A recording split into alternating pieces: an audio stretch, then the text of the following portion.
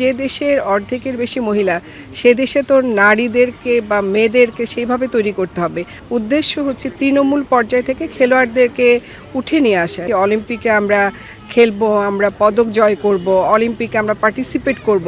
আন্তর্জাতিক নারী দিবসে তো মেয়েরাই অগ্রাধিকার পায় এবং মেয়েদেরকে নিয়ে বেশি চিন্তা ভাবনা করা হয়। তো সেই জন্য আমরা চাই যে মেয়েরা আরও খেলাধুলায় এগিয়ে আসুক, কিভাবে তাদেরকে আরও উন্নতি করা যায়, মেয়েদের খেলাকে আরও এগিয়ে নিয়ে যায়, সেটাই আমাদের চিন্তা ভাবনা। আর যেহেতু কিউট সবসময় এটাকে স্পন্সর করে আসে আর্চারিকে, বা এই দিনটাকে স্মরণ করে মেয়েদেরা যেন আরও এগিয়ে যায়, সুতরাং আমাদের কিউটের কাছে আরও বেশি থাকবে যে ফিউচারে যেন তারা আরও ভালোভাবে করে। এখন এটা হয়তো আর্চারি ফেডারেশন করছে, আর্চারি ফেডারেশনের তত্ত্বাবধানে হচ্ছে, কিন্তু স্থানটা মহিলা ক্রীড়া সংস্থা।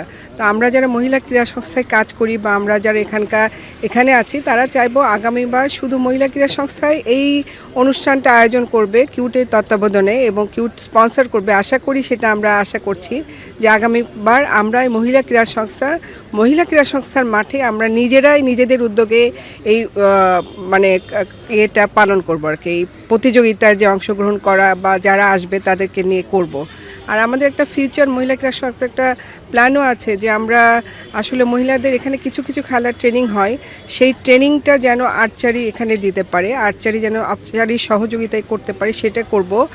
ইতিমধ্যে আমাদের নীতিগতভাবে সিদ্ধান্ত হয়েছে আর্চারি এখানে ট্রেনিং সেন্টার হিসাবে একটা চালু করবে মেয়েদের জন্য, এবং সেই উপলক্ষে ওয়ার্ল্ড আর্চারি এশিয়ার প্রেসিডেন্ট যিনি, উনি আমাদেরকে 5টা সেট দিয়েছেন, আর্চারির সেট দিয়েছেন যেন আমরা ট্রেনিংটা শুরু করতে পারি। কিন্তু আমাদের একটা নীতিগত সিদ্ধান্ত আছে যে আমাদের মেয়েদের কোচ হবে মেয়েরা। তো সেই মেয়ে কোচ যখন আমরা নিয়ে নিব এবং পাবো, তখন আমরা এই ট্রেনিংটা পুনর্দমে শুরু করতে পারবো। এতে হবে কি, যেহেতু এই ধানমন্ডিটা একটা শহরের মধ্যে, অনেক আশেপাশে যারা খেলোয়াড় খেলতে চান তারা অনেক দূরে যেতে হবে না, এখানে এসে তারা ট্রেনিং করতে পারবে এবং আমরা আরও অনেক আর্চার এখান থেকে ডেভেলপ করতে পারবো। এছাড়াও আমাদের একটা উদ্যোগ আছে জেলা বা বিভাগীয় পর্যায় থেকে খেলোয়াড় তৈরি করা। সেই উপলক্ষে যদি আমরা জেলায় বা আমরা বিভাগে মহিলা ক্রীড়া সংস্থা যেখানে আছে সেখানে যদি আমরা এই সাপোর্টটা দিতে পারি বা একটা ট্রেনিং সেন্টার চালু করতে পারি, তাহলে কিন্তু আমাদের জেলা থেকে বিভাগ থেকে অনেক খেলোয়াড় উঠে আসবে।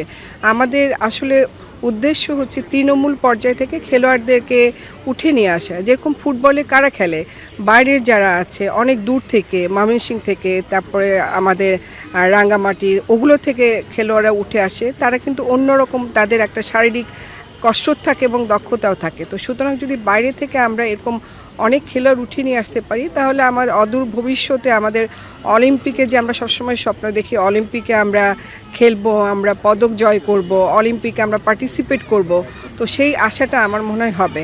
কিন্তু আমাদের সেই জন্য খেলোয়াড় তৈরি করতে হবে, নতুন নতুন খেলোয়াড় তৈরি করতে হবে।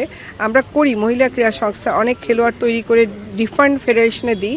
তো সুতরাং আমরা মনে হয় সেই উদ্যোগগুলো নিলে আমাদের জন্য এটা ভালো হবে, দেশের জন্য ভালো হবে। আর মহিলা যে দেশের অর্ধেকের বেশি মহিলা সে দেশে তো নারীদেরকে বা মেয়েদেরকে সেইভাবে তৈরি করতে হবে। আজকে যে বাচ্চারা খেলবে তারাও তো একদিন ইন ফিউচারে মহিলা হয়ে যাবে বা নারী হয়ে যাবে, সুতরাং তাদেরকে সেইভাবে গড়ে তোলার দায়িত্ব আমাদের। তাদের কাজের জায়গাটা সেফ থাকা, তাদেরকে সেইভাবে করা, তারা যেন নির্বিঘ্নে খেলতে পারে, খেলাধুলাটা যেন মেয়েরা নির্বিঘ্নে নিতে পারে, সেটাও কিন্তু আমাদের একটা দায়িত্ব। যে জায়গায় খেলার পরিবেশ থাকবে বা তারা মনে করবে আমরা সেফ, সেই জায়গায় কিন্তু তারা আসতে যাবে। সুতরাং আমাদের তাদের জন্য একটা সেফ জোন তৈরি করতে হবে, সেই সেফ জোনে তারা যেন খেলতে পারে। আজকে নারী দিবসে আমি সবাইকে বলবো, নারীদের সেই যেন আমরা সেফ একটা জোন তৈরি করতে পারি, যে জোনে তারা ভবিষ্যৎ নারী হয়ে উঠতে পারবে, নির্বিঘ্নে খেলতে পারবে, নির্বিঘ্নে সব কিছু করতে পারবে। এটাই আমার সবচেয়ে বড় আশা।